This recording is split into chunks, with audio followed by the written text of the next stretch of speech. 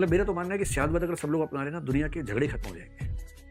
अगर आप समझ लें कि आपकी जानकारियां, आपका बिलीफ, आपका विश्वास, आपका दावा केवल सापेक्ष रूप में सच है। सारे धर्मों में झगड़ा क्यों है? सबको लगता है कि मैं ही सच बोल रहा हूँ, बाकी सब झूठ बोल रहे हैं।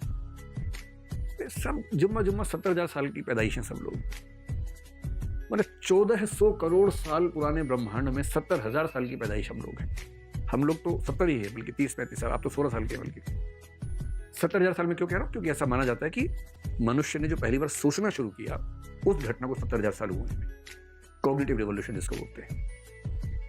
मैं अक्सर कहता हूँ कि 70,000 साल पहले मनुष्य ने पहली बार सोचा, 10,000 साल पहले पहली बार स्टेबल होकर जीना शुरू किया। कितना रोचक मसला है।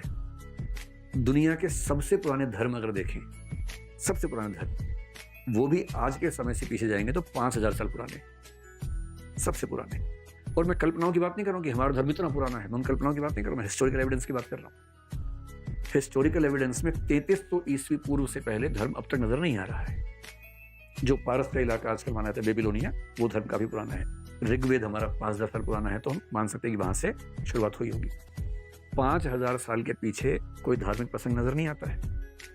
10,000 साल पहले सेटलमेंट नजर नहीं आती है। 70,000 साल पहले चिंतन नजर नहीं आता है। और दावा ये 1400 करोड़ साल के इतिहास में 5,000 साल का धर्म, और दावा ये कि अंतिम सत्य मेरे पास है। और सब कुएं के मेंढक घूम रहे हैं इस दुनिया में। आखिरी गैलेक्सी कितनी दूर दिखी किसी को पता भी नहीं।